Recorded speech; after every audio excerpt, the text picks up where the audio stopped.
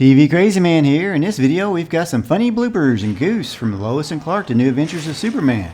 Plus some fun trivia facts and explore the cool connections between the 90s Superman TV show and the 50s.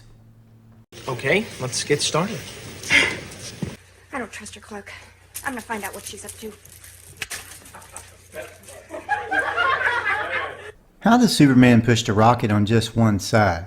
Seems like no matter how strong Superman is supposed to be, he couldn't lift it in the air from way on one side or the other. It just seems like he's defying gravity more than usual. I mean, maybe if he was in the middle.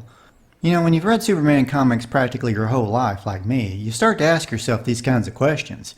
Of course, it doesn't help that Superman's powers vary on occasion. Of course, it is a cool visual.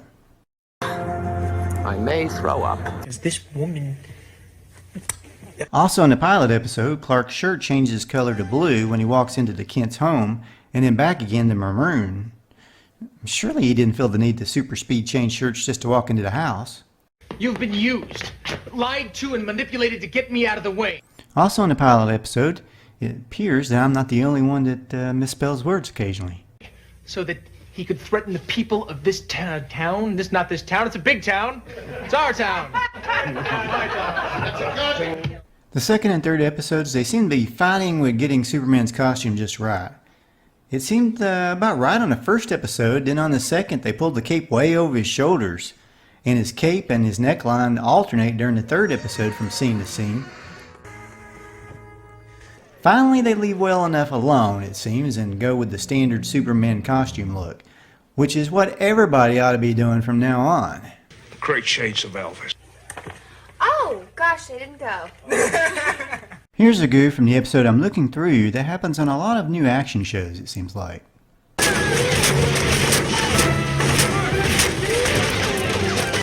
Like, where's the bullet holes?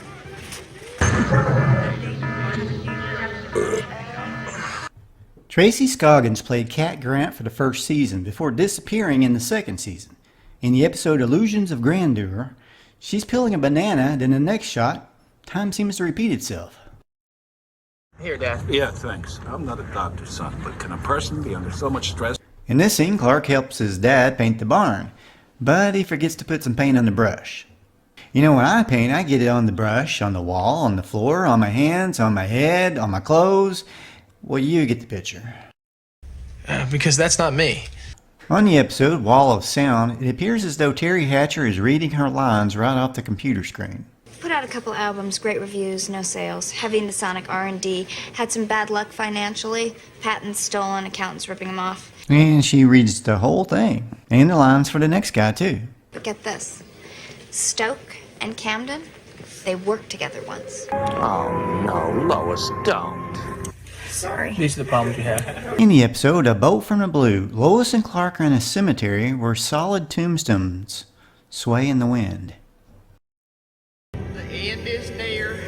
I face the final curtain. And later, did they make plastic statues at cemeteries in the 90s?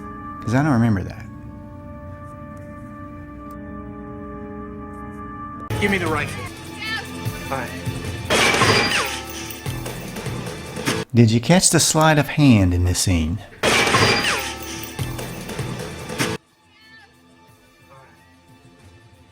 You see, I think Superman cheated.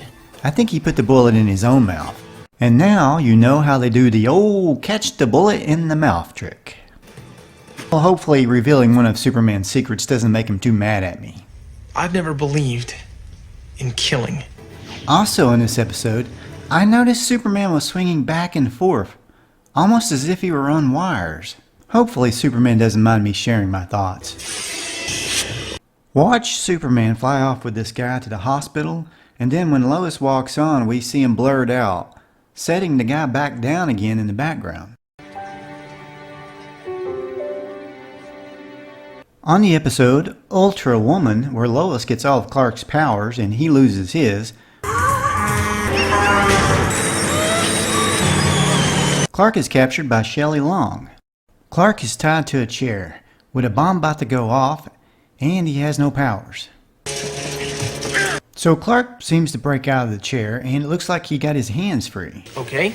But apparently his hands are supposed to be tied until Ultra Woman can release him. Clark, what happened? Who did this? I guess that goof just sort of slipped by. Ultra Woman's costume looks pink, but then in the newspaper photo it looks bluish, purple. Does that conclude your demonstration? No, I'm sorry. Let's just cut and do it again. Now, some fun trivia, starting with some of the fun connections and similarities to other Superman TV shows, films, and comics. 344 Clinton. In the third episode, Never Ending Battle, Kent rents an apartment at 344 Clinton Street. This was Kent's address for decades in DC Comics. Who are you? I'm a friend. Who are you? A friend. I modeled my Superman character after Christopher Reeves' character. The episode Fly Hard has a lot in common with the 1991 Superboy episode Hell Breaks Loose. Both have a reenactment of an earlier time period where Clark stands in for someone else and gangsters are involved, and both have something hidden in the building where Clark works. Of course, I loved it when Lois and Clark paid homage to the first TV Superman series starring George Reeves, The Adventures of Superman. Faster than a speeding bullet.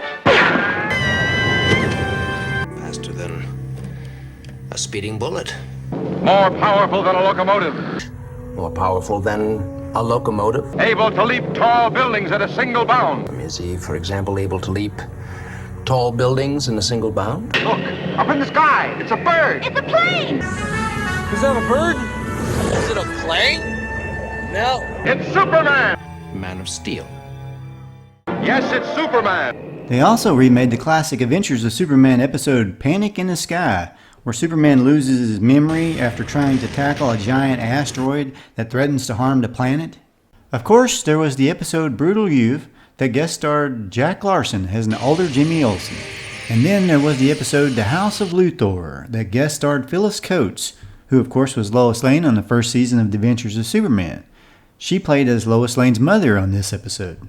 The series didn't ignore the classic 1966 TV Batman either, with the episode Wine, Wine, Wine having appearances by Batman Adam West and the Riddler Frank Gorshin, as a crooked lawyer, of course. Kill. I really have to go save someone or something. On Lois and Clark, they made Perry White a Southerner, which for a big city editor, I don't know, maybe it was a little strange, but you know, this version played by Lane Smith grows on you because who doesn't appreciate a guy who likes Elvis? Am I right? It's burning through to my soul. A girl, girl, girl, you gonna set me on fire. I feel a little sugar. I have to say, I think John Shea made a great villain and a great Lex Luthor. His Luthor was patterned off the 80s Superman revamp in the comics, where Luthor was a powerful businessman. But my favorite villain was played by Lane Davies as a man from the future named Tempus. I'm Clark Kent. No, I'm Superman. Duh! He only appeared on like 5 episodes, but he was the most entertaining villain of the series in my opinion.